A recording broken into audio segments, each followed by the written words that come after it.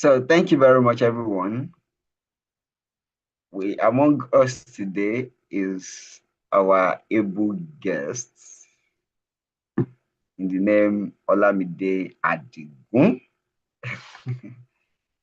So she's going to be our facilitator for today, and she's going to be talking about, like we've said on the on the post, she's going to be talking about how to stand out in the field of data analysis in the research industry. If you really or you are looking out for the research industry to work with companies in the research industry.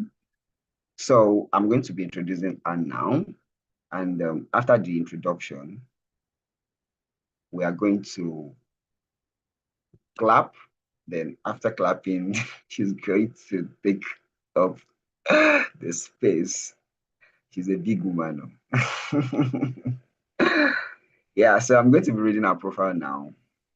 So Olamide is a Merle professional, and she's going to be telling us what Merle means. For those who doesn't know what Merle means, so MERL professional with 5+ years of experience specializing in health and social development research and evaluation across sub-Saharan Africa. She is an expert in qualitative and quantitative research designs, mixed method evaluation, data analysis, and fieldwork management for global health and development clients, which includes UNICEF, MasterCard Foundation, World Bank, Gates Foundation, among others. So join me in welcoming Olamide Adigun. It's a round of applause. And you have the floor.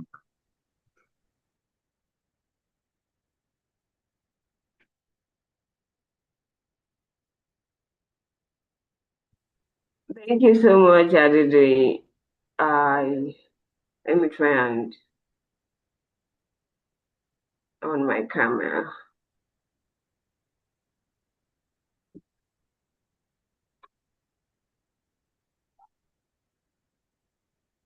Hi everyone, can anybody see me? Am I visible? Dark. I think it's still dark. Yep. Wow.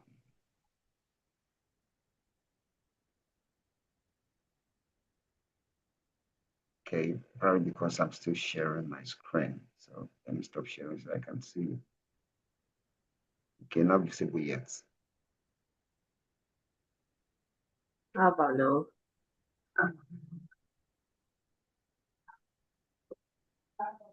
Oh yeah, I can see you clearly.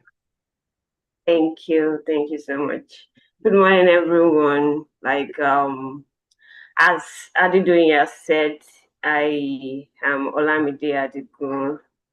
I am a research and evaluation professional, sorry. And I've been in research for over 7 years, even though I started my corporate journey like 4 or 5 years ago. Yeah. And for for me, research and evaluation is something that I have uh, learned about and also been engaged in since I was an undergraduate. So it is something that I enjoy doing. Thank you. Oh, sorry, Adedoye, am I supposed to continue my talk from here? Yes. You have the floor. Oh, okay.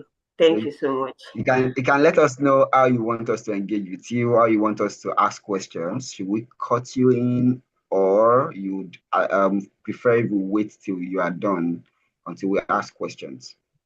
Oh, okay. So I like a discussing session, a session where we get to ask questions. Although I may not be able to coordinate, but if there's anyone that is interested in asking questions, please, let's do that. We are all here to learn and motivate ourselves. So I'd like a discussing session where we get to talk and ask questions. Yes. So if I'm starting, All I'd right. like to share my screen because I had a All presentation right. prepared. Okay. Thank you. Okay. So you can try to share, then we'll give you the permission. Let's see how it goes.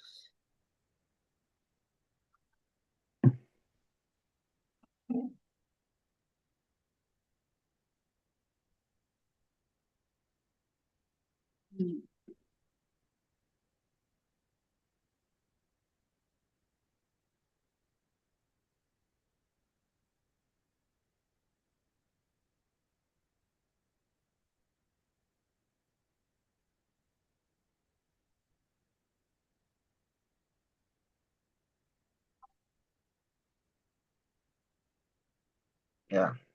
You can see your screen. Okay, I'm trying to go into presentation mode. Yeah. So, hi everyone again. I was called upon to talk about data analysis and the career journey in research. As I've introduced myself, my name is Adigun Olamide Dayat. I'm a research and evaluation professional. I can see someone I know here. That's why I'm smiling. So, who am I?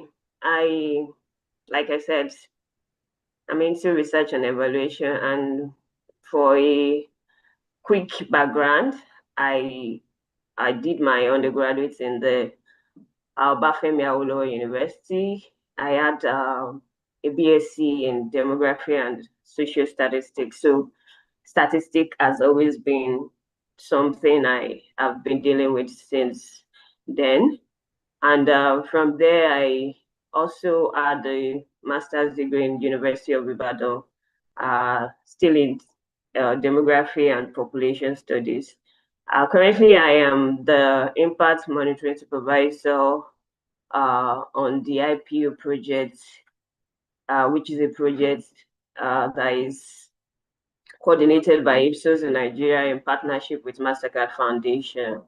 Before that, I was a research executive and also a senior research executive at Ipsos Nigeria. Ipsos is a company that deals with research and evaluation, and it's a consulting firm that clients get to consult for research work, and they have a variety of research um, how would I put this? So we do variety of research, and I mean market research, social research, behavioral research.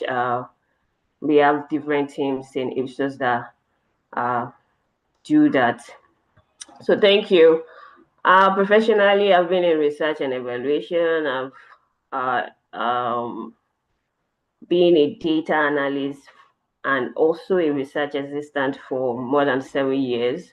I graduated in 2015, and since then, I've been providing research assistant services and also data analysis services. So for me, I started with freelancing, and from there I moved to the corporate world.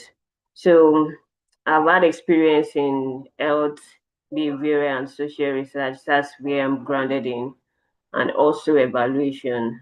And for evaluation, I've also had the opportunity of working in the health developmental and also youth empowerment program evaluation. And in my course of work, in my line of work, I've been able to manage fit teams. I've been able to manage data collection while implementing research work, and also I do data analysis and also write reports. And moving on, let's talk about data now. I don't know if anybody has any question for me concerning who I am and what I've been doing.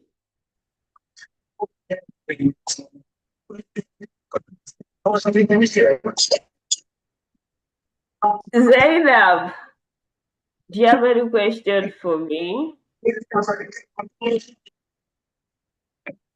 Probably the question I would have is, how can I join your company with this big profile that you have given us? To be honest, I know Zainab. That's why I had to call her name. So moving on, yeah, he's actually someone I know, and he's working in my organization. Actually, she is working in my organization. Sorry. So Oh, okay, okay. yeah. So moving on, I'm gonna start with the fact that we are all a data person.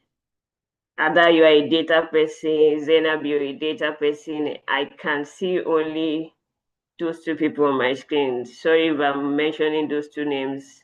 Okay, I can see Favor. We have all been a data person because at a point in life, maybe during our undergraduate studies or even in high school, we might have had to go online to search some information because of an assignment. Like, let's imagine your teacher, your biology teacher, is like, give you an assignment on how the heart work, how the heart works, and you've had to go online or go to the library to check different books, to check archive, to know how the arts work. That's to show that you've at one point in life collected data that is useful for your assignment. And you don't just collect the data. After collecting the data, after gathering the information, you tend to remove those that are not necessary, those that you do not need for the assignments, and then you organize your assignment, you organize your information, your data, and at the end of the day, you present it as your assignment to your teacher. And that's what we do as a data analyst. That's what we do as a data person. We get data, we clean up data, we look at what is useful, what is not useful, we look at errors, we look at duplicates, and we remove the unnecessaries.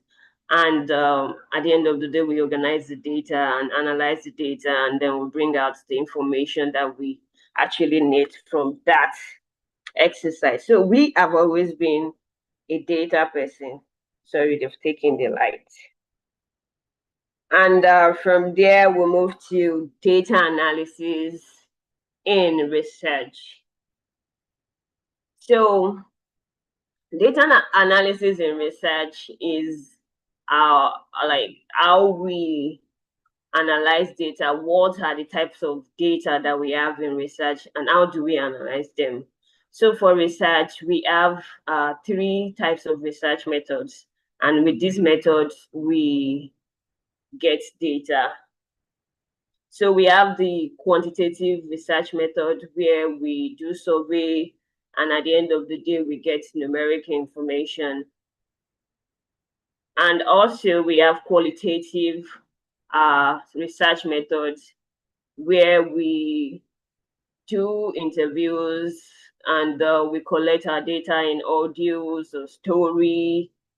And at the end of the day, we have our transcripts of which we can also analyze and have themes out of these qualitative stories and interviews. And then we have the mixed method. Mixed method is like the combination of the quantitative and the qualitative. Be rest assured that these three methods are the types of methods that we have in research. Is either your research is a quantitative research or qualitative research or mixed method research. Most research tends to be mixed method because it gives an opportunity to explore and examine your research question to the fullest. So when you get in the numbers with your quantitative, you tend to get stories with your qualitative, and it makes the research work rich. Now, from all these main research methods, what we get from there is data. And data is just noise if we cannot make use of them. So that's where the importance of data analysis come come in. The importance of data analysis is like the importance of the air we breathe in research. So there is no full research work without data analysis. So you must do data analysis in research. So this means that we have to turn the quantitative data to evidence that drive decision, and we also have to turn the qualitative data to evidence that drive decision. So we have qualitative data analysis and quantitative data analysis. And these two types of data analysis brings out the information, the insights that we're looking at in our research work. For every research work, we know we do have like research questions and objectives. We don't just do research. There should be something that we're looking for before doing the research.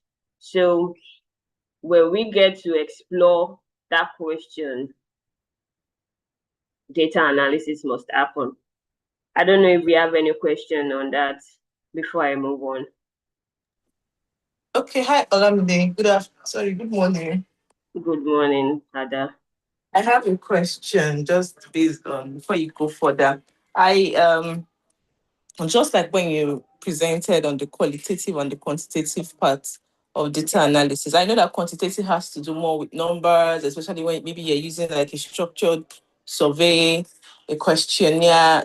You can easily, not easily, but you can still analyze your data based on that. But when it's qualitative, how do you analyze it? Because I know it has to do maybe more with just like how your stories, interviews, transcripts. How do you analyze your data? Now you're going away from numbers. So how do you not analyze, especially when you're dealing with a lot of information or a lot of participants that participated in that study? Thank you, Ada. So for qualitative data analysis, we have thematic analysis. That's why I included themes.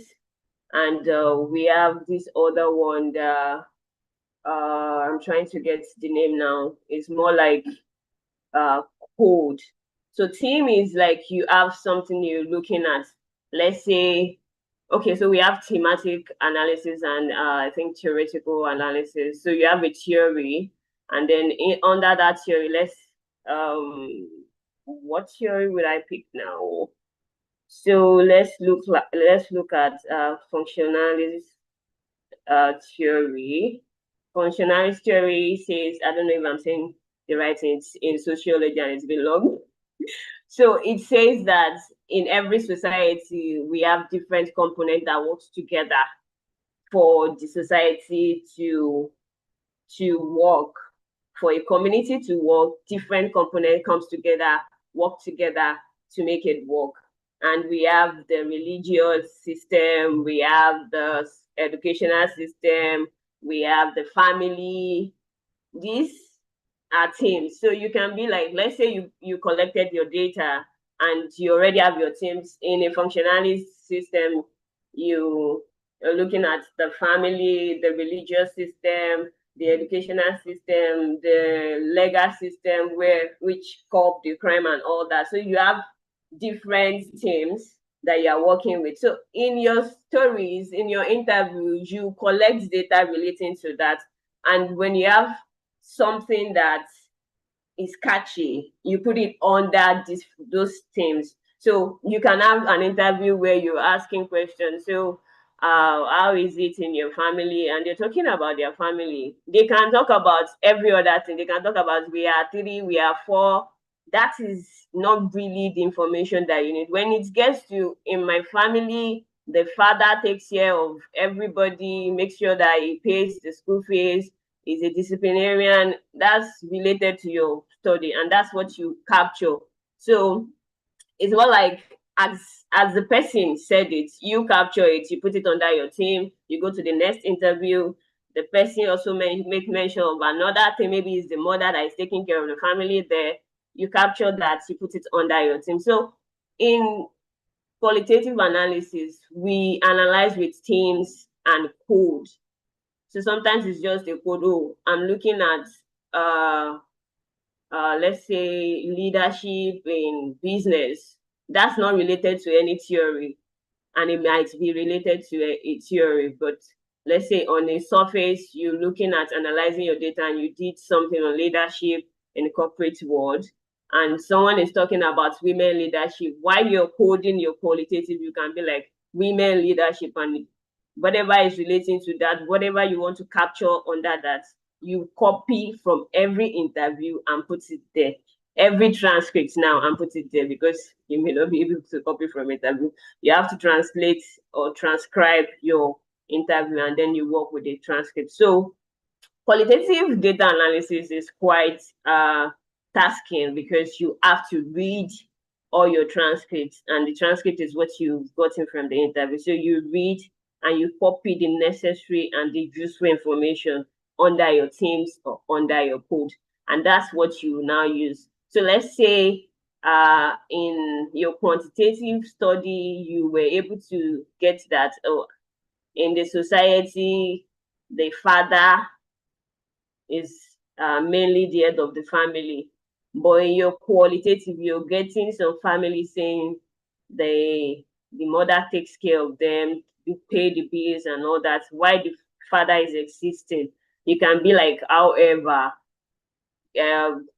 furthermore, we were able to get that so number of these people said the mothers are the head of the family in the community and all that. So it's like a collaboration of your quantitative, but in a purely qualitative study, you have to bring out your information as you are getting it. I don't know if I've tried to make sense.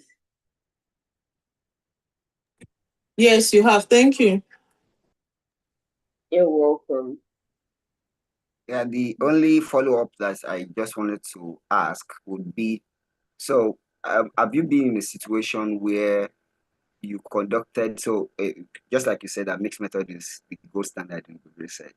So have you like kind of conducted a study where, or been part of a study where the quantitative analysis is kind of saying different story from the qualitative analysis?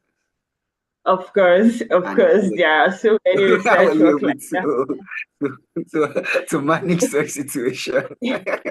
So I think the main thing is we are trying to collaborate here. We are trying to see for a fact, sometimes we are trying to see if our qualitative will be saying a totally different thing from our quantitative.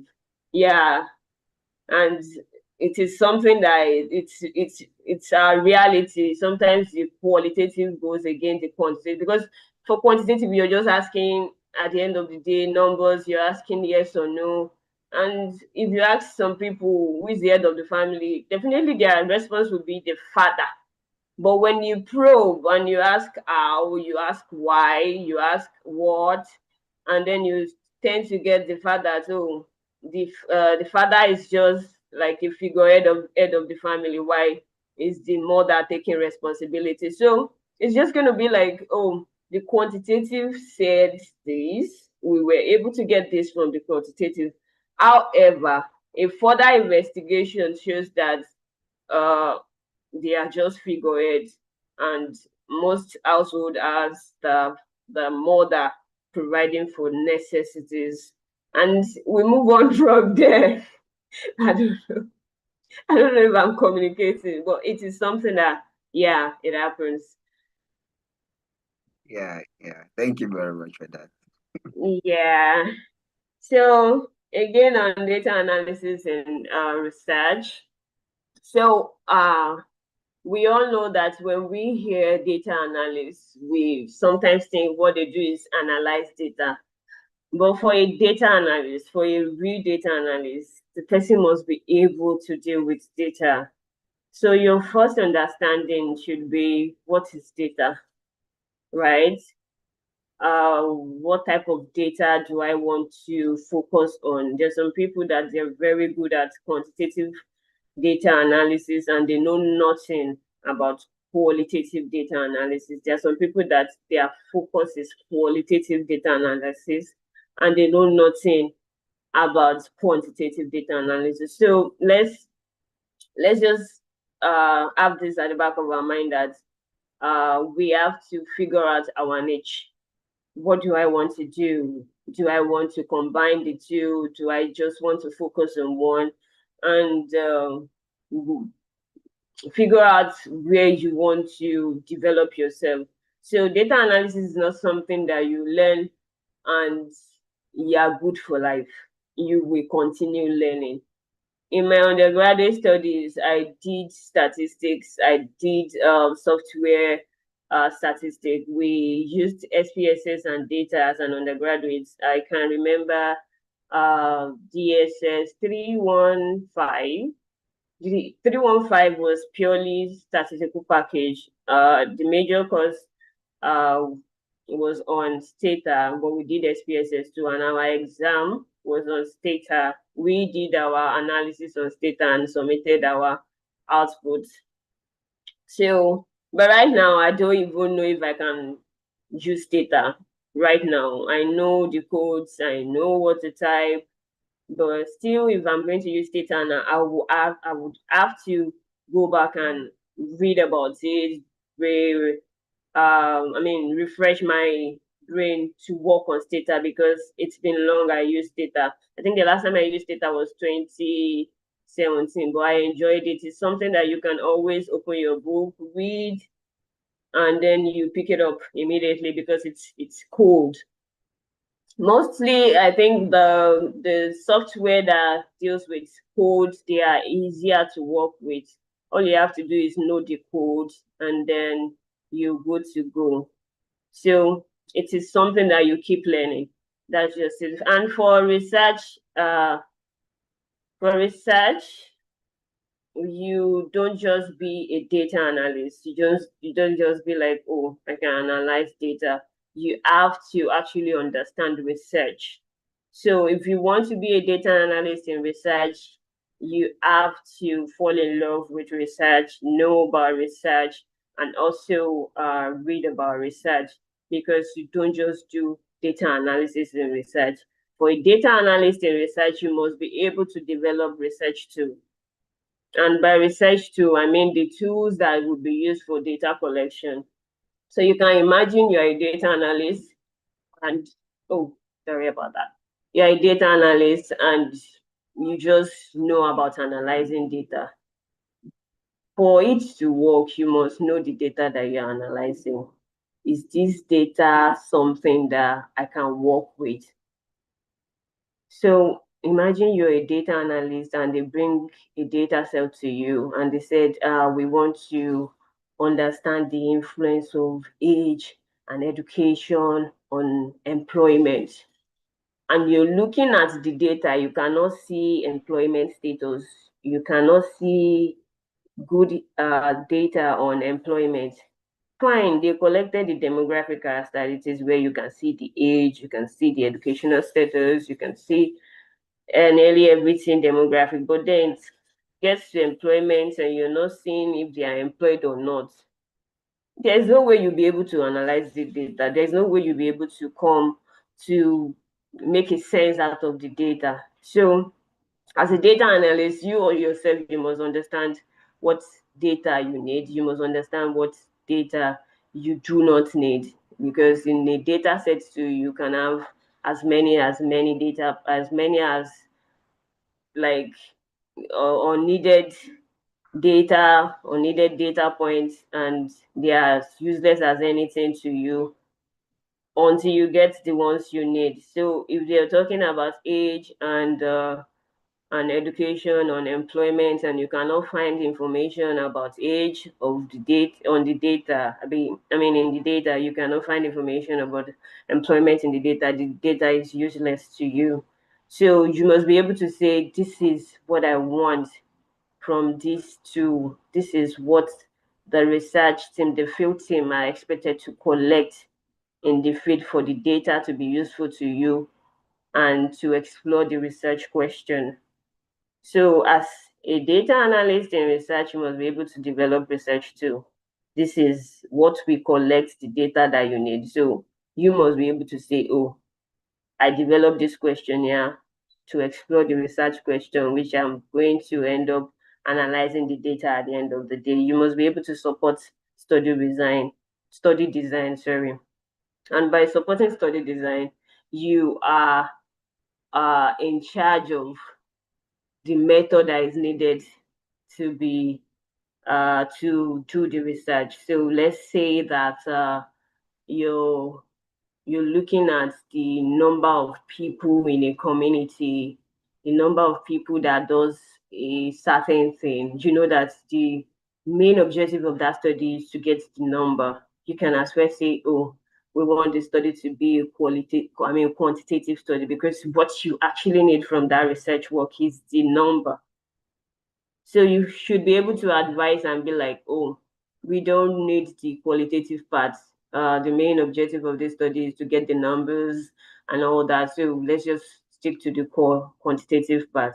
And sometimes you may want to understand the why something is happening, what is happening, and all that. And let's just add the qualitative part. So you must be able to do that as a data analyst uh, in research, because at the end of the day, you'll be the one to deal with the data. You'll be the one to say, okay, this is the output of our research work. This is what we were able to get, because you are analyzing the data at the end of the day. So you must be able to say, oh, this is what we can work with. Of course, there's going to be a team of people that you'll be working with. You'll be working with the research executive, you'll be working with the project manager and all that.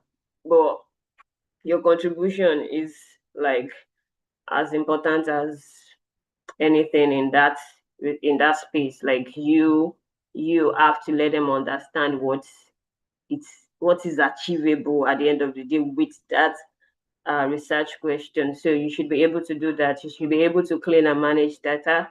That's one of your job, and it is one thing you have to do in research. You should be able to analyze quantitative and qualitative data. Now, this is just on the surface. You can be like you want to specialize in quantitative. You can be like you want to specialize in qualitative. All you have to do is work towards that and get a job around that.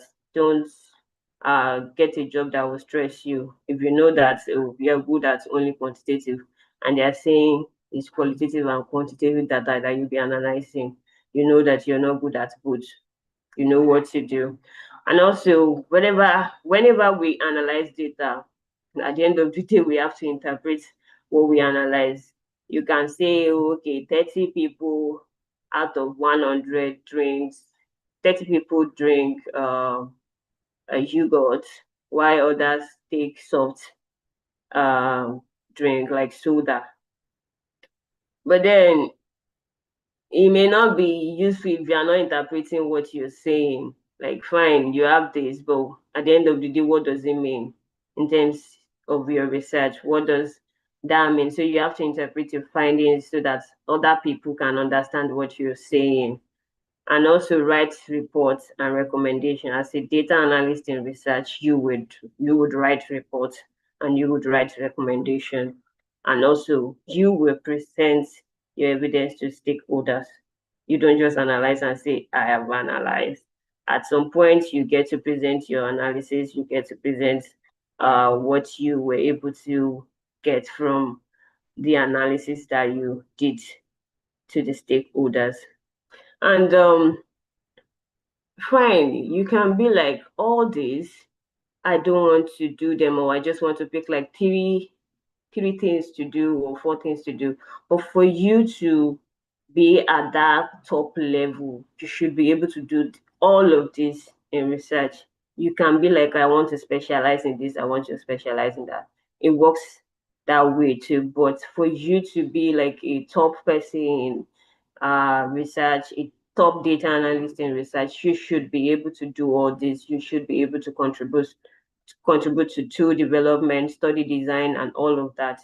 So as a data analyst in research, you must try as much as possible to learn about research and what it takes to do research, not just the data analysis part. You can see the data and be like, let me make sense out of it. But then if you don't really understand what research is and why the research is being done, I don't know, you're just gonna be a data analyst. So I don't know if anybody has any question concerning that before we move on to like the skills that we need as a data analyst in research. Good morning, Ma. I have a question. I just want to know the differences between a research analyst and a data analyst, if there's any. Okay, so data analyst is more like the whole of everything. A research analyst can be called data analyst. A finance analyst can be called data analyst.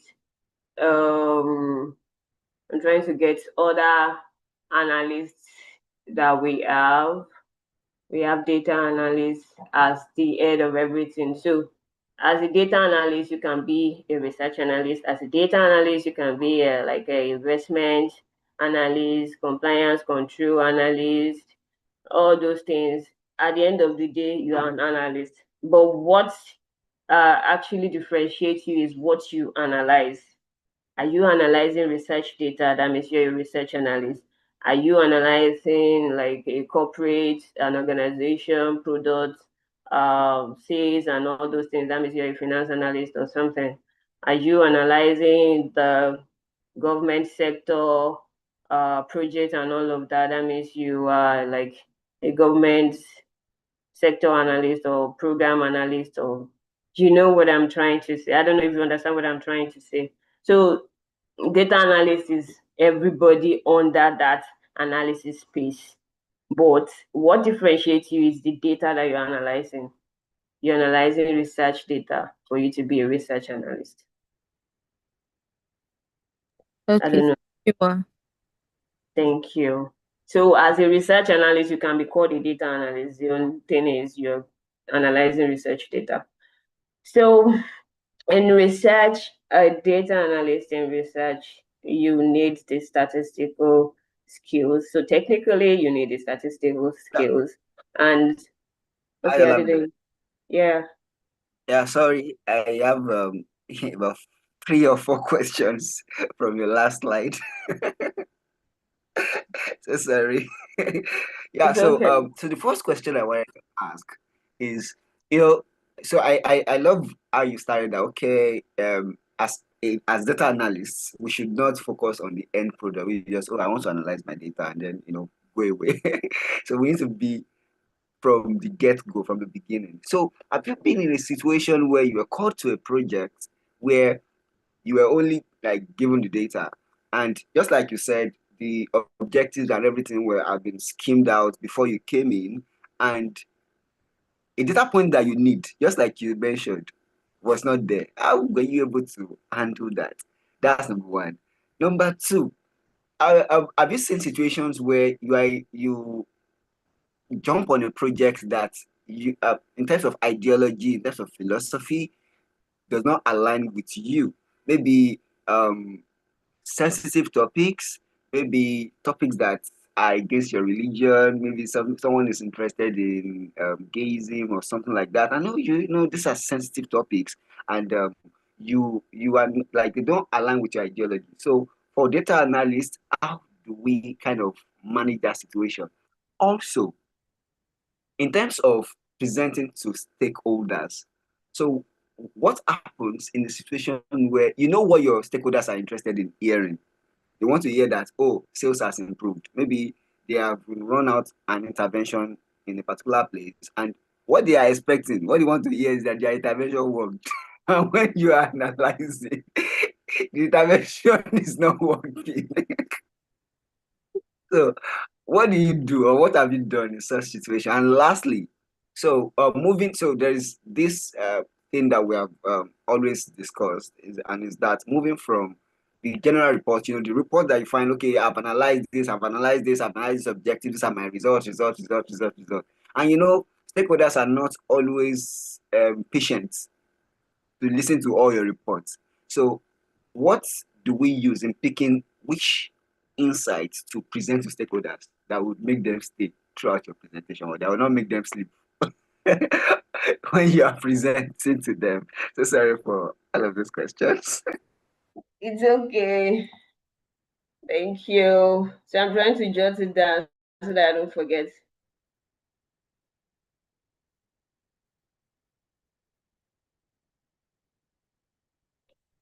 So let me start accordingly. Analysis. So when you have data that you cannot use in your data set, so how do I start? So it is something that it is a reality that can happen in research work when you are consulted to do data analysis. So in my space, sometimes the team is always so overwhelmed. We may have like 18 projects we're working on, and for a team of 7 or 8, we may not be able to do everything on the project. So sometimes we consult data analysis outside, and in that situation, data analyst outside, and in that situation, you are expected to do just data analysis, but then you still have to go back to the inception reports or the proposal or any other document that is useful for you to understand the research work. So in a situation where you now got the job, you were given the data set, and then you're realizing that to explore the questions, you cannot find the data to explore the question. It is something that it is possible. Researchers too, they are human beings and they can make mistakes. And at the end of the day, we have to correct the mistakes. So there has been a situation that the analyst said, I cannot work with this data, and we have to go back to the field to collect another data set. So going back to the field is another thing. That's why in research work, it is so important to start the research work with everybody involved. So if you have a collection of the project manager, the research executive, the oversight lead, and every other person, and then the research analyst is not consulted, and at the end of the day they went to the field with the research tool and they collected data that is not useful, there's nothing you can do about it. There are some kind of cleaning of data sets that can bring forth some kind of real miracle. But if you can't find the data, you cannot find the data. You have to go back and get the data. So in such situation, we have to go back and collect the data. That's just it. I know that there are some practice where you try to manipulate the data, but you only manipulate data that can be manipulated. Data that cannot be manipulated, there's nothing you can do about it. You just have to go back to the field and collect the data. Maybe you go with a new research too. So sometimes you see in some research organization, they do their data collection more than once because at first they didn't collect the right data. I don't know if I've responded to your question. Yes, you've done justice to it. Okay, so the second one, analyzing data that is against your value. So as a data analyst, it's not every data that you analyze really. And the first explanation I just gave, if you are with a client that is telling you that even with the data that is not completed, with the wrong data set, you still have to give them something. There is rejection in this work. You can reject the work. I understand that we are all looking for work, but your integrity too matters. Your values matter. So if they are giving you data that is against your value, you'd at the end of the day beat yourself up for it. I think you should just reject it. But there's been a time that it wasn't data analysis now. It was just for me to review a research work on sexuality, and it involves all this lesbianism, gayism, and all that. I was just to review the research work. I was just to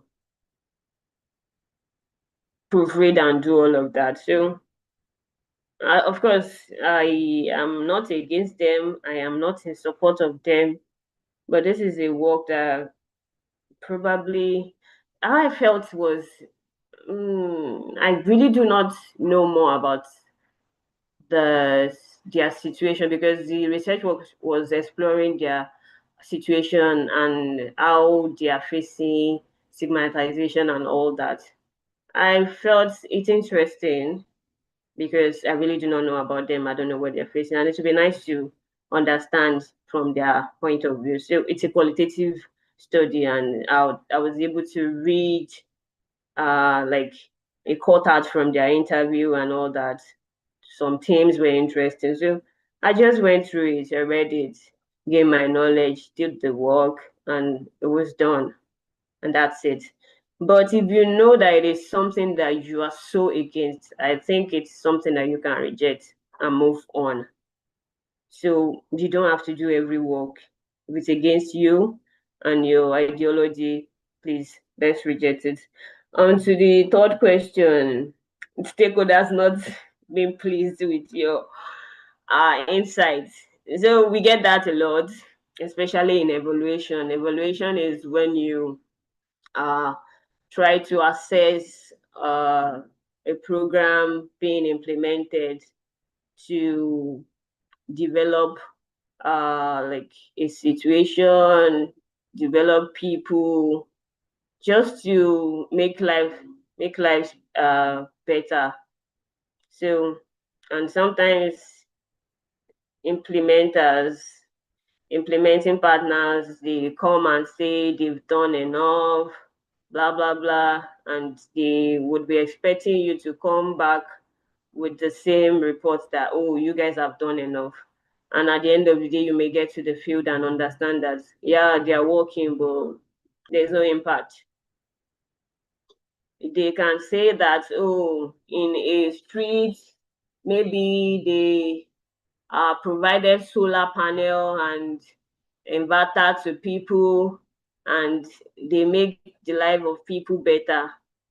And we get there, and at the end of the day, we found out that these people, they have like almost 20 hours of light already, so they don't really need this solar panel. They've worked, right? They share the solar panel and they feel like, oh, this is Nigeria and these people are supposed to be living better. But then we got there and we understand that they don't have light problem. The least light they have per day, the number of hours they have light per day is like, the least is like 20, 22 hours. So why would they need solar panel and battery? So we get that from projects.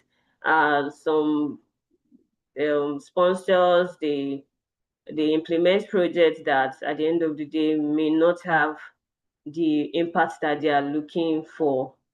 And when we try to communicate that, it feels like we are speaking nonsense. We are not saying the right thing. We're not saying what they want to hear. But still, you still have to present your findings. It's left to them. It's left for them to accept or reject it. It is what you found, and it is what you are expected to present. There is a kind of way we tend to make our stakeholders feel comfortable, but at the end of the day, you just have to present your findings. However they want to use it is left to them. So it is what it is. We fight with stakeholders. I mean, it's not fighting now. We disagree. Yeah. Presentation to get, okay, presenting. Okay, the fourth one is talking about getting full attention of your audience, stakeholders when you're presenting? So I had problem with that when I started. But then my organization is this type of organization that they do trainings on skills, communication skills, presentation skills. So we give my recommendation from what I've learned so far, and that is when you are presenting, make your presentation catchy. I don't know if I've done enough. I've done that with my slides right here. Makes it catchy and understandable. Use a font that people get to see, read, not the one that people will be uh trying to understand what is being written, like stressing themselves to read, stressing themselves to understand. And when you're using all these graphs, bar charts, pie charts, the likes, now we have all these interactive charts. Make it interactive, use the color of your clients, research your client organization, research your audience. Oh, I'm speaking to Mastercard Foundation. Mastercard Foundation color is like orange and all of that. Use it in their presentation. Make it make make make it catchy and also make it understandable. Please, I mean, prepare your presentation like you're preparing to present to a layman, someone that doesn't understand your technical terms. As a data analyst, you can talk about regression, but if you're talking about regression, and the audience that you are talking to, they did not even do anything statistics, they don't know what you're talking about. They only understand that, okay, this so variable or something is affecting another variable. But you've been using regression, you've been using correlation. They don't understand what you're saying. So I think at the end of the day, you may lose them if you're using all those jargons. So you must try to present in a way that even the layman in the room will understand what you're presenting. So I think that works for me. So with that, and to a large extent, when you're presenting, make sure that you are relating your data, your insights in uh, a real life way. By that I mean, let's say you are trying to say this is the frequency or the percentage of people that attended the training or something, and you're saying 70% of uh, the people that registered attended the training. They may not understand what you're saying.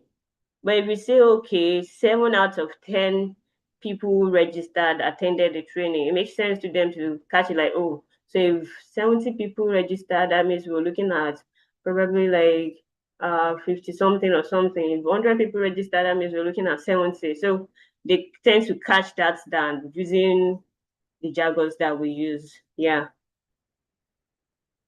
I think I'm done with your questions. Yes, thank you.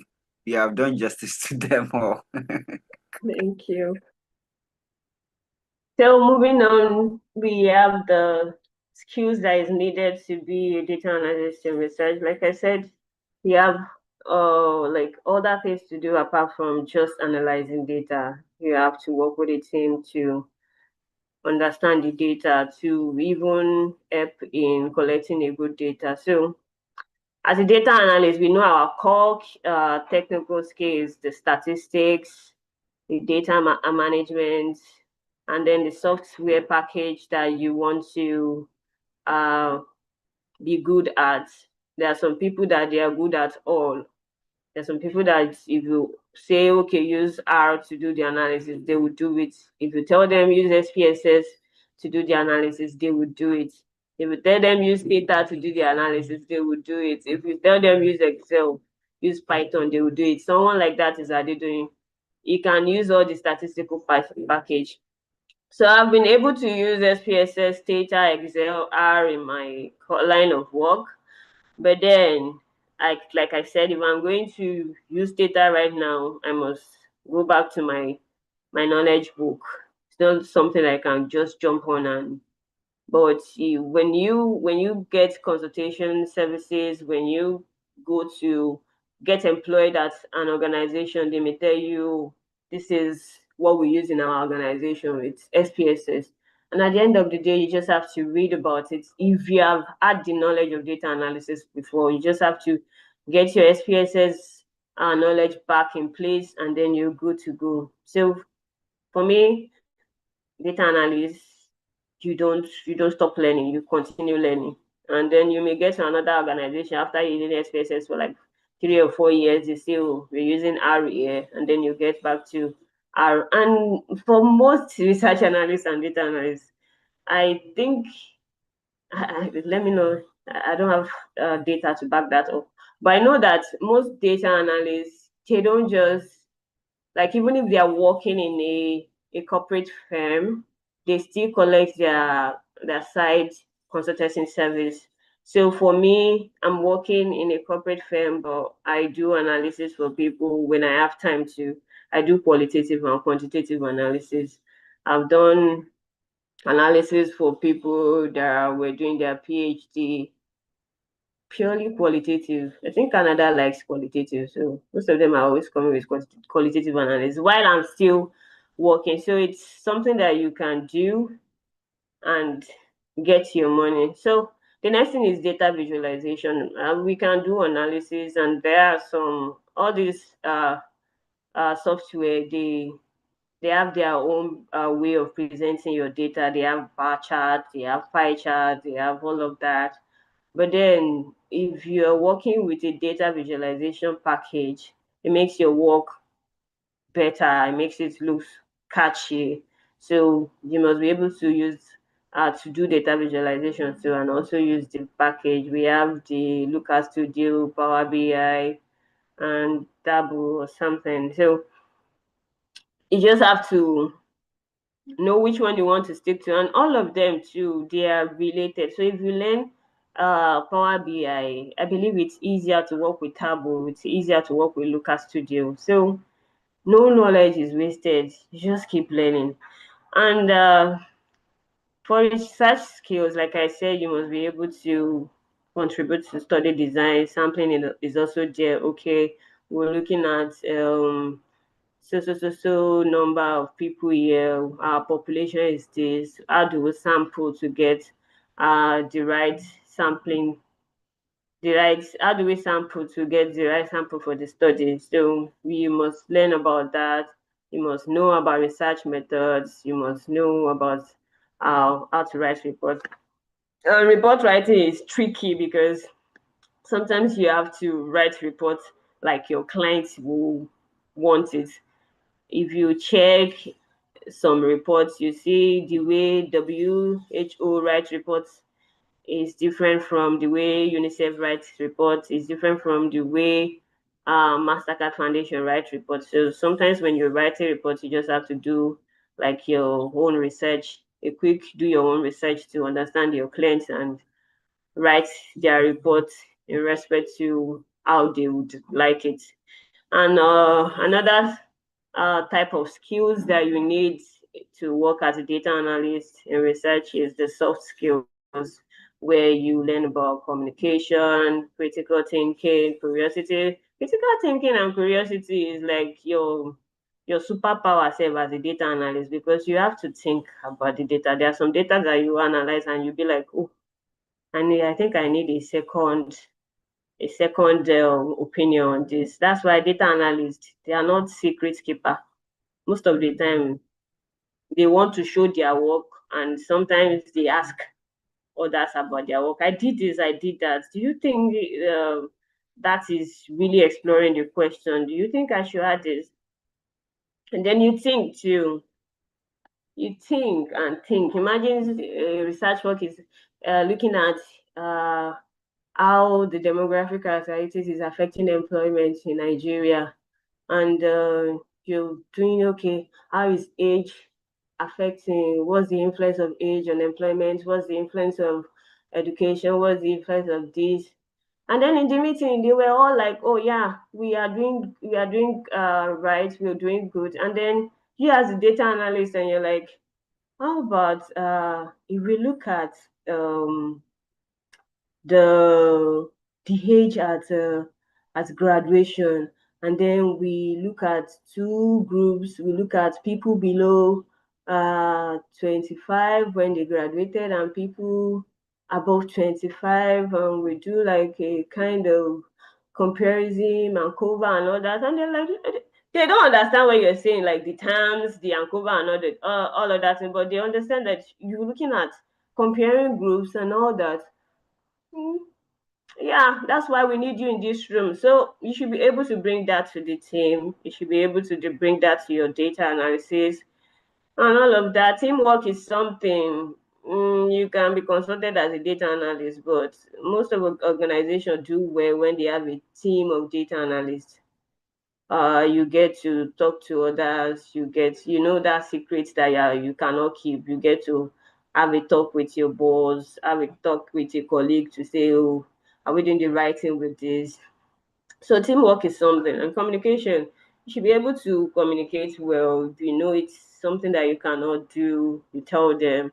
If you know the timeline they're giving you is not right for you, you communicate that. If you know that, okay, there are some things that you started the data analysis, and there is the need for you to share back some kind of feedback. Yeah, communication skills is something you need as a data analyst. So, moving on, I don't know if anybody has a question. We're moving on to the next slide, which is talking about career opportunity as a data analyst in research.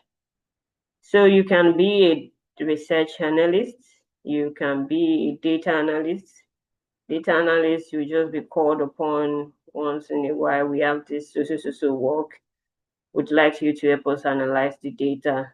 And you are a data analyst, but you take up the position of a research analyst because you have to read about the documents that was involved in the research. So you go back and learn, brush your memory, add up to your knowledge, and do the analysis. Then we have monitoring and evaluation specialists. Monitoring and evaluation is for programs. And like I said, the international organizations and some national organizations, they are so focused on providing programs to improve the lives of people. And as a monitoring and evaluation specialist, you'll be needed to evaluate or monitor this program. But you, as a research analyst or a data analyst, cannot just be a monitoring and evaluation specialist. You must go further in learning monitoring and evaluation or working in a monitoring and evaluation firm. When you work in a firm, you get to learn a lot. You get to learn how they do things, and you get to be good at what they're doing in that firm. Also, we have research executive. You as a data analyst can start as a research executive, and you move up to the highest level from there. You can also be a public health researcher. You have to learn about public health. You can start with internship in a firm that does public health research. You can move up, and then from data analyst, you become a public health researcher. Impact evaluation specialist, that's also relating to evaluation. You get to work as that UX researcher. This UX researcher is something is like a occupation that I like. There was a time I was so interested in it because I was exposed to all these international organization presenting software and in form of product, right? That is supposed to help us in terms of our daily life, health-wise, like the telemedicine. I did a research work on, so they were trying to develop a telemedicine and a tele kind of awareness message app, and they needed to do a research to understand how to go about it and also what to do about it. There are two research projects like that. One was trying to understand how people use phone, to understand if it makes sense to say, oh, let's do some kind of telemedicine app that can help people instead of going to the hospital, waiting for a long period of time. If it is something minimal that they can just say, hi, I have this, these are my symptoms, and then they get the drugs sent to them. It is happening now with some HMOs. But then looking at the core rural, where they are only using like a feature phone, like phones that are only keypad phones and all of that. All they have to do is press like 112 or something, and they call, they say, this is what I feel like. But then we need to understand how people will use that. Will it be useful at the end of the day? How are people even using their phone, like to even bring up uh that kind of product? Like, how are they using their phone? Will it be useful at the end of the day, or will it be useless? And then there's another one that was like they would be they just have to call the number too, and then they will hear information about family planning, where to get family planning, the nearest place around them, and all that. And it's not this one is not even something that you have to talk. All you have to do is press one. You will listen to the message, and then the same message says, just like MTN customer service, they say press one if you need uh services on data and all that. And then they keep interacting just by pressing, and at the end of the day, they get their information.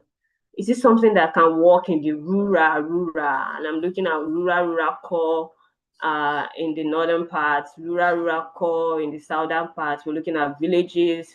This is something that it can work. So as a UX researcher, you get to explore that. You get to do that. Now you're not just doing data analysis. You managing data collection. You're managing development of research tools and all that. And then the last one is development consultants. Like I said, sometimes we get to work, and at the end of the day, our table is full, and then we consult someone from outside. We consult a data analyst. You would have seen some, I don't know, but then there are some advertisements. I think the last one I saw was UNDP looking for data analysts remotely.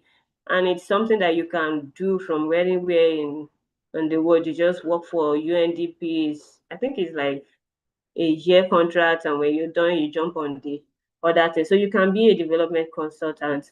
You can work with organization, you can work with international organization, you can work with national organization in the developmental space. So that's that. I don't know if you have any question. Yeah, thank you, Lamide. I have a question. So, looking at the careers that you mentioned, I know you mentioned data analyst. You also mentioned some monitoring and evaluation specialist, right?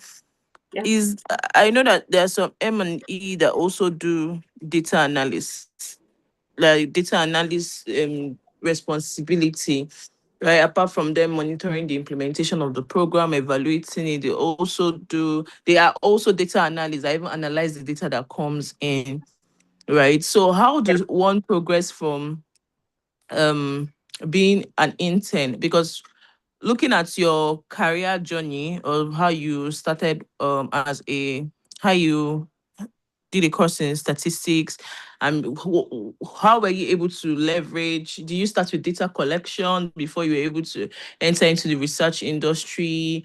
Now doing tool formulation, data, and how were you able to progress even still in that M&E space and still doing your data analysis? Okay. Thank you. So like I said, you start from the base, and so as an intern, you're doing something. But before being an intern, you must have been doing some things that is relating to research. So let me talk about myself. Uh, even from school, we did research in school, research that is not like I'm doing my project. Our lecturers get grants, they get work, and at the end of the day, they call us to do the data collection. We had a course in school then that we did data collection. We went to, I think it was Ede that we went to that time to collect data. We developed that too. So research has been a thing for me. But for someone that doesn't have anything to do with research or evaluation, someone that probably did another course entirely, maybe you did like English, and right now you want to go into data analysis, you start from somewhere. So you're currently learning data analysis. Don't don't think because you're learning you cannot put yourself out there. There are some data analysis job that you can get that you can do. You don't necessarily have to work in a corporate firm like consultancy services. So you can do some level of data analysis, put it out there, put yourself out there. I'm learning this. LinkedIn is a place that we have corporate people. Now we have people that are using it as social media, but LinkedIn is more for corporate, and recruiters tend to check your LinkedIn page to give you job. So as you're learning data analysis, there's some platform that you can be on. There's some platform that you can upload your work. You have Guild Up, you can upload your work, even if it is some frequency distribution, low. I don't think there's anything low level in data analysis, anyways. But even if it's frequency distribution and all that, bar charts, pie charts, you can put it up on your Guild Up. You can put it up on your LinkedIn. Let people get to know that you're doing this. You're doing data analysis and you're training for it. So that will put you out there for data analysis job. Let's say I have, even as a student can be like, and I mean, students outside the country can be like, oh, I want you to help me analyze this data. And then you'll be getting $100, that kind of money that sometimes you didn't plan for and you get it. So you don't necessarily have to start as an intern. Start from somewhere, analyze data. Now, if you want a journey, a career path in research firm, then while you're doing this job, while you have this done, while you're presenting yourself out there, while you are doing the projects, and you can also do projects that are not related to any work, just for you to practice, and then you upload.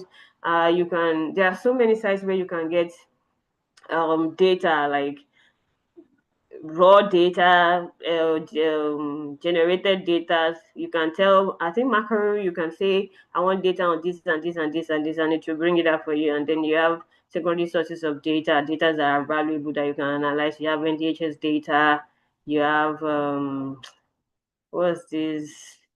You have different sources of data. You can download them, analyze, upload on LinkedIn, write some messages about it, let people get to know that you're doing something.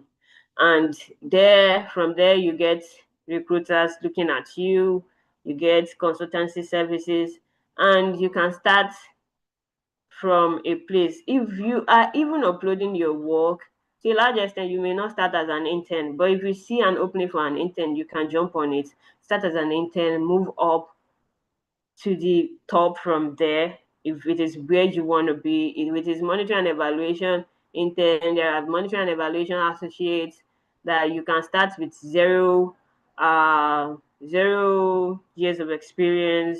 You can just jump on any opportunity that you see that, okay, you want to grow from. Okay, is monitoring, I want to start my career, then jump on it. It's just research. You can jump on research executive. You don't necessarily have to be in the social space. I mean, social research space. You don't have to be in behavioral research space. You can be in market research. There's brand health. There's channel performance. Like, you can jump on anything you want in market research, in social research, in development research, in evaluation. Just know where you want to be. Start uploading on LinkedIn, on GitHub, show yourself, get gigs, and jump on opportunities. I think that's it for me.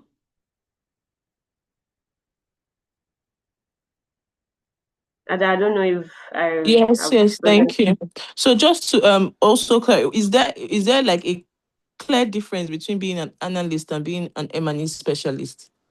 Yes, yes. As an analyst, you can analyze data, and I believe you can analyze any data presented to you as long as you're making sense out of the data yourself. But for monitoring and evaluation specialists, you must be in the monitoring and evaluation space. So if you are done with this training, you already know that you can analyze data, you can join a monitoring and evaluation firm, is a firm that does monitoring and evaluation and research and start from there. Originally, you started. So from there, you get to learn more about the work. You can also do some kind of training on monitoring and evaluation. So when you want to apply for a job, they get to see that, so apart from the fact that you're a data analyst, you've done your training, you've done your work, you've done the preliminary, you have also done the preliminary for monitoring and evaluation. There are so many monitoring and evaluation training that you can jump on while you're looking for work in the monitoring and evaluation space. And you can apply for associate, you can apply for monitoring and evaluation assistants, that kind of thing, and you start.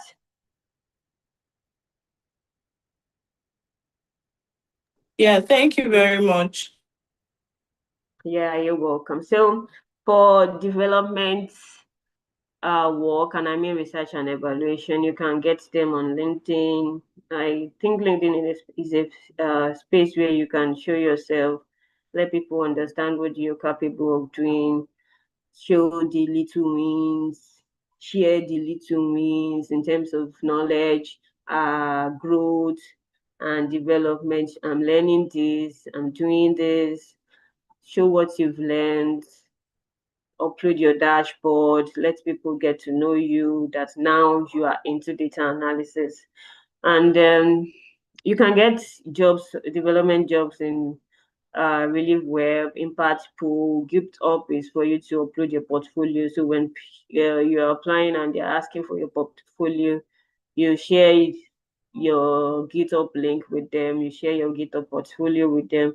Jobberman too is doing well in Nigeria and getting job for people. Can apply through Jobberman. Divex, I made Divex like in a smaller font because I've not been using it to the fullest, so I really do not know. But it is a place where you can get international development through consultancy services. Yeah. So, like I said, LinkedIn is a place where recruiter will first of all check. Oh, they will check your LinkedIn profile to see that, oh, this person is doing well. Yeah, this person is a data analyst. We've seen his work. We've done this. So I think you can give him or her a job. If you look at there are some platforms where you can get gigs like Fivers and what is the other one? When they want to give you jobs, sometimes, especially first time, if you don't have all this recommendation that you get from others that are using the platform, sometimes they come back to your LinkedIn to check that, oh, this person, what has he been doing? Who is he or she? Let's understand what she's capable of doing. So please, let's get our LinkedIn optimized and connect intentionally. Like while you're posting, while you're uploading your work, your training, what you've learned, connect intentionally, connect with people. There are so many people that are getting job from LinkedIn just by connecting and sending message. I don't know if there's any opening in your firm. I like your firm. I'd like to work with UNICEF, please. And then from there, you get to know people, you get to talk to people, and you get to engage fully with people. You have more connection. And even if you're not getting what you want at a point in time. There will be a time that you still get what you want. You engage with people's um post. Let's say you see a post on data analysis and you have something to say, you engage meaningfully and thoughtfully. Yeah, and link your work. Your LinkedIn should be linked to your uh GitHub, and you should have your projects, some project that you've done and uploaded there so that people can see what you've been doing. And when you're posting, please make sure you use the hashtag that if I'm looking for a data analyst and I search on LinkedIn, I'll see your post. I will be able to say, who is this person? Let me check the person up. There are some consultants that I have worked with that my boss will just be like, Olamide, we need someone in communication. Please go to LinkedIn. And I'll go to LinkedIn. I'll start searching for people, communication experts, these experts. Work with people that I just met. I met them on LinkedIn, and that's justice. And they do their work, they collect their money, and we are good.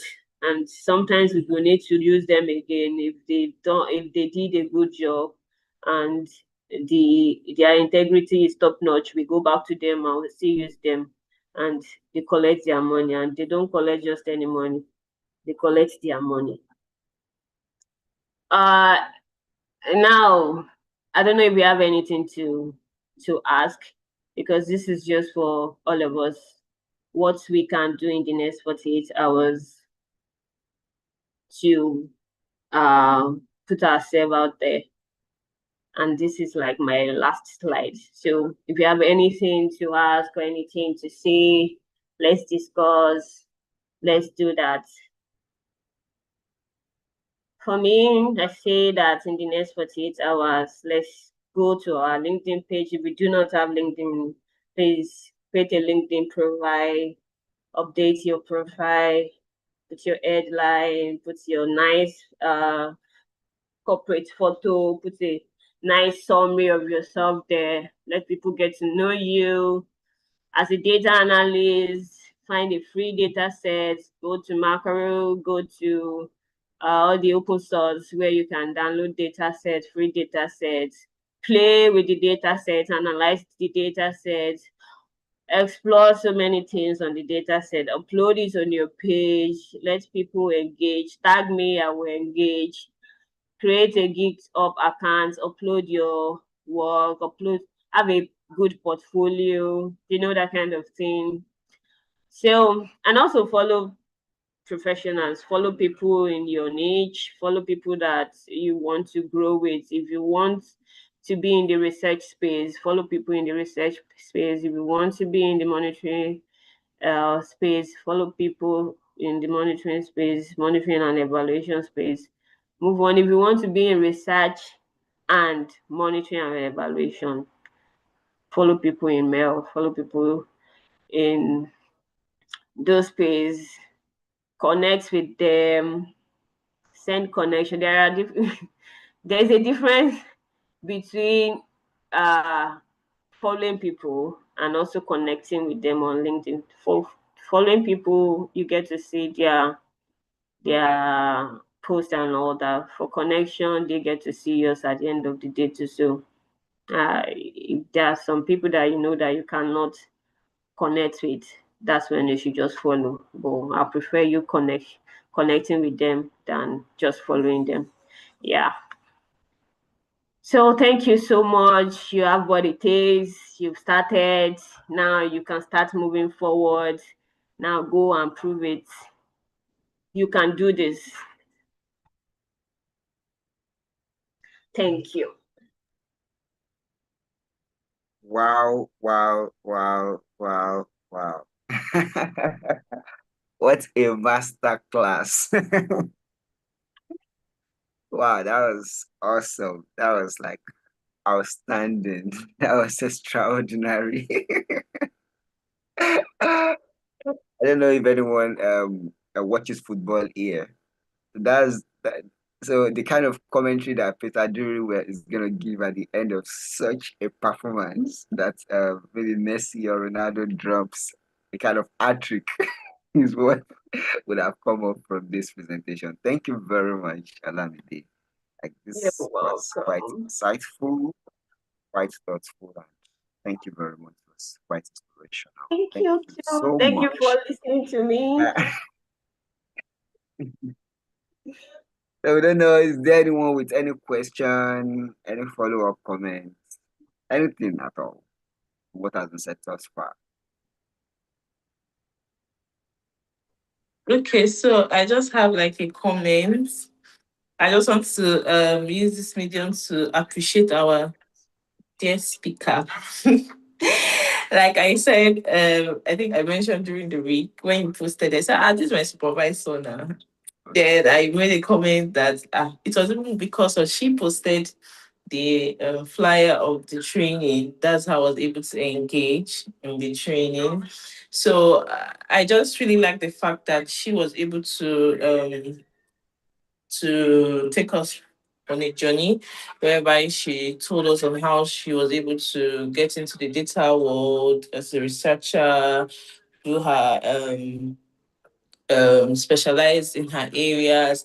And I also wanted to ask, right? I know she said something about you either specializing in if you're specialized, because there's some people that specialize in qualitative, there's some people that specialize in quantitative, right? Are there organizations that expect you to be specialized in both of them? Because probably they want to hire a data analyst. They said, oh, we need a data analyst that must be able to do this too. Just like how I know she mentioned something that having a team of data analysts, especially when you don't have strength in this area, there's somebody that has strength in that area that can support you, right? Why you support the person in the area of his own weaknesses. Are there other organizations that allow that, knowing too well that people are solely specialized, probably in qualitative or specialized in quantitative, without them expecting you to just come and deliver because they employed you for the job? Yeah, there are some. So mainly in a normal space, there should be a collection of data analysts, like a team of data analysts, and uh, there will be like a qualitative data analyst, and like the norm is a qualitative data analyst and a quantitative data analyst, and they work together, especially when they need to write reports, and they always need to write reports. But then in Nigeria, the norm is not the norm in Nigeria. And then at the end of the day, you see the organization requesting that you are good at both before they recruit you. So that's why I said, to a large extent, like the journey is you keep learning. Now, you can apply for the job with your data, with your quantitative data analysis skill. My HR will say something. As long as you see that it's something that you can do, apply. When you get there, you start learning about it. You start learning more. So you can apply. Qualitative data analysis is something that you can learn about. And uh, if it is in a space that the money is okay, you can give it out for a qualitative analyst to do for you. Let's say you are good at quantitative, and at the end of the day, get your job back, read read it, and understand that this is what the person is saying. Have a meeting with your consultant, get clarity, understand that okay, the person has done the job that is needed to be done, and then in mixed study you match the findings together. So all you have to do is what you find in your quantitative, you match it with your qualitative. But in a case where the job is not really really paying well, then you have to learn about the qualitative, because it will not make sense for you to give it out. But ideally, it is supposed to be like two different people handling it, and then they coming together to work on it, because it takes time to do qualitative analysis. If you say you want to work on quantitative analysis, and when you're done, that's when you want to jump on qualitative, maybe they've given you like enough period of time, the timeline is open, and you can work on both. If not, most organizations tend to have two different person working on it or two different teams in the organization that works with Norma. They have two different teams. So uh, for Ipsos now, we have a qualitative team. That's, I believe you don't know about that, but in Ipsos we have a qualitative team, but that's for market research. And sometimes we give them job to like to do social research, but it's not always what English we now use now so that I don't cause any problem. So we like to work ourselves most of the time, because the last time we worked with them, we didn't get, like, let's say we get like 65%, we were satisfied in percentage, let's say 65%. So we do it ourselves. But we have the qualitative team in Ipsos. There is a team that is specialized in qualitative, and then we have other teams that they deal with only quantitative. So when there is need for qualitative in most studies, the other team go to the qualitative team that we want you to help us work on this. This is the objective of the research, and they take it up. And at the end of the day, they work together and present findings to the client. But we in PA, we just don't work with them because we've worked with them and it feels like they only understand market research, not social research. So we tend to consult our work out. That's why we have enough consultants in PA. You see, we have this expert, communication expert, behavioral experts. We have data analysts. At some point, I've worked with Adedoyin before, and we work together as he was our analyst. So it's something that we do. So it depends on whatever you want to do, right? So if you're seeing an organization that is worth it and you want to join, you know at the end of the day that, yeah, this is what I want to do. Yeah.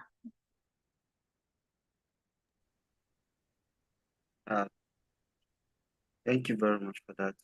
Ada, you have any other question? No, I don't. Thank you. Thank you too. Okay, thank you.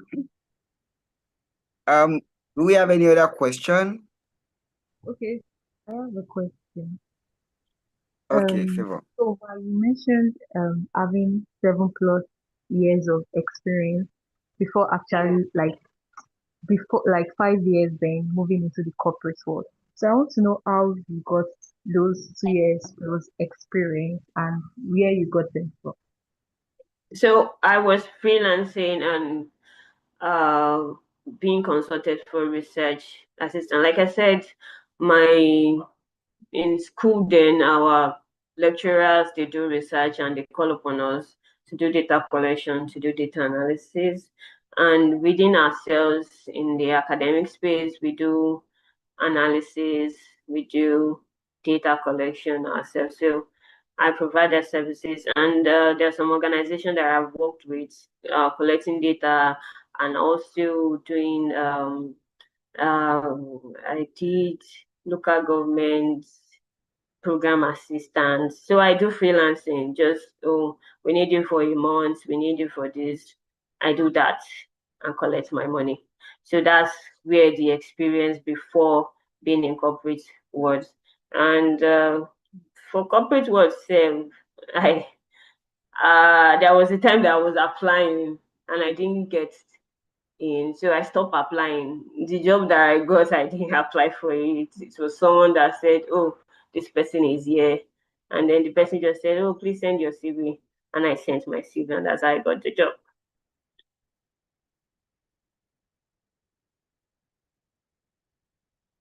I don't know if I've responded. Yeah, so don't wait for a corporate work, like a corporate office work per se, full-time work. I mean, go for freelancing, consultancy services. There are so many organizations. I work with Sidani, then I work with 1Acre. They say they have data collection. They say they have community engagements. We need your services. And also data analysis. I have analyzed for PhD students. I've analyzed both quantitative and qualitative. I use in Vivo. I just do so many things, and it involves data analysis and it involves data collection and research. Yeah. Wow, wow, wow. You built a very great portfolio over time.